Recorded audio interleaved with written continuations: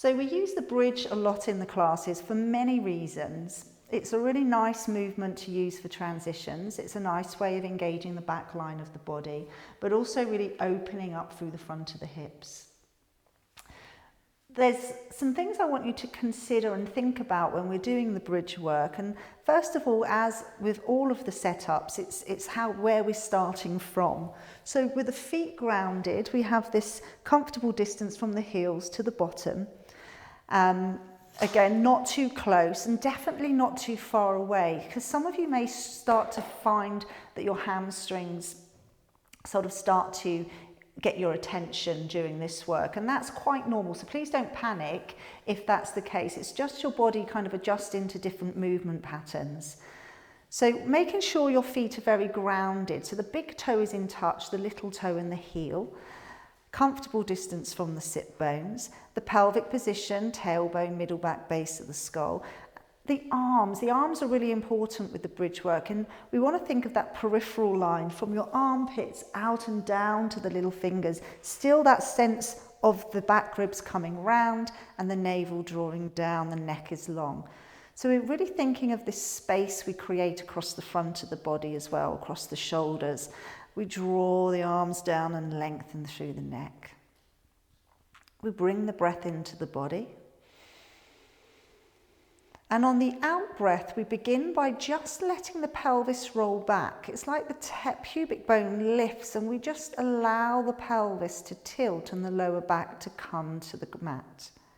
And then we let it go back again. So we notice the heels and up into the sitting bones, a really nice point and a connection that's really worth bringing your attention to for the bridge. Heels grounded, lifting up through the inside of your legs to your sit bones. We tilt and we lift. Then we roll it down so the pelvis is centered again. Breathe out and we lift the pubic bone. Then we can start to lift through the lower back, just bringing it up off the floor, a little bit further up. Then we roll down.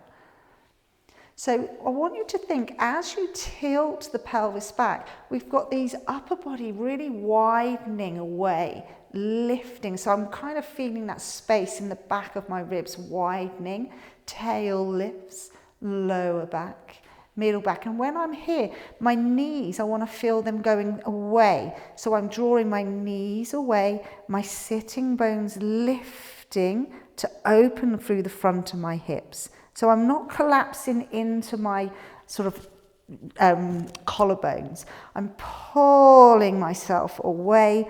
My heels are pulling towards me almost. My sitting bones are lifted to open the hips. My arms spreading wide, my collarbones wide and my neck long. So we've got this real sense of different directions. Knees going away, arms back widening, and there's our position for our bridge. Then our heart softens down through into the ribs. I move down into my lower back. Really try and lengthen the tailbone away. Find the mat and come back to your center. Noticing the back of the spine, the middle back and the base of the skull. So the bridge is really, there's a lot of stuff going on with the bridge. So we're just going to run through that one more time. From the feet, heels to sitting bones, we connect and we gather. We gather and we lift the pubic bone. The tail lifts off the floor. I'm reaching with my arms as my knees move away, create space into the front of my body. Hips are level, yeah, the sitting bones are connecting. My ribs are soft. So another thing I often see is we push the ribs up here. Yeah, and then we get this junction here, this sort of tightness or area in the lower back, in the middle back where you might feel compression. We want that softness through the front of the body, length out through the neck. Then we can roll down through each vertebrae of the spine, feeling your tailbone really lengthening out towards your heels. So when we're in the bridge, there's a lot of stuff we can do. I'm going to just run through some of the work that we can do to help to strengthen and create more endurance into the glutes. So we come into the bridge. Remember, anything that's in touch with the ground we can push into. Standing in the feet, lifting our hips, softening the ribs, lengthening through the back of the neck. So we start by bringing the knees together. Think of this as coming from your inner thigh, squeezing. It's your divine line, and release. My hips stay at one height, yep? And I'm just squeezing the knees together and releasing. Then we think about the feet pulling up towards the shins. The feet lift, my heels are down, and I'm kind of lifting into the hips as I draw those feet up and down. Lift up and down, lifting up and down. Then we can come on to the toes, lifting and lowering, lifting and lowering. Again, we don't want the hips to drop here. We don't want one hip to be lower than the other. You are going to find one side that's slightly more stable than the other, your preferred side. Okay, so really giving that attention to maybe the side that likes to get left behind. Just really have a word, have that conversation, keeping everything nice and even. Once we've done this one, we're going to start to then walk through the feet. So again, anything that's in touch with the ground we can use to push down into. And I pop one foot up, pop it down. As I pick up my left foot, I almost really want to notice this side of my body. So rather than giving into that lift and dropping my hip here, I stand into my right side here, all the way into my armpit, down into that right side. Then I can pick that leg up, being much more stable and prepared, much more aware of that left side and down. I'm aware of my right side. My right sitting bone is really engaging to keep that up. My inner thigh is working. Yeah, everything is happening to just really keep. So there's lots of muscular work here. You'll feel it. Yeah, whilst your intention is to keep those hips nice and stable. The next part of the movement is where we just work on one side of the body and we straighten one leg out. The knee is in line, both thighs running parallel, and we do a few hip circles. Circles. Notice it comes from my hip, not my foot. Yeah, I'm just lengthening the leg away.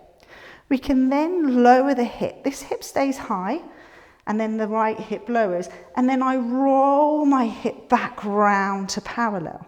The hip comes down, and then I roll it round to parallel. Then I bring the leg down and the bottom down, and I'm laying flat on my back. Yeah, I'm not here, I'm laying flat. This leg is still, and the knee is pointing to the ceiling. Again, hands are down, neck is long, my ribs are soft. As I stand into my left leg, I push my hips up and send my right leg to the ceiling. I come up for one, then bring it down, everything together. Everything comes up together for two, then down onto the mat. Breathing out, breathing in. So then we can take the leg up, and once we're there, we pause. And then I pulse up, I pulse 5, 4, pushing up through that hip. This is my left hip, little pulses. Then I can keep this leg still as I open that leg out. Try and keep the pelvis square. The leg opens out, comes in. Then we lift the leg. I hold on to my left inner thigh. My right leg comes over to the left and then center. I lift the leg, it comes over and center. I place the foot down. Arms reach up and into the space behind me. And then I let my heart soften, ribs soften, all the way down. Then the arms come back. And obviously you would do that on both sides. That's just an example of the series for the glutes and just some sort of helpful tips to really make the work stronger and more effective for you. So I hope you enjoyed that.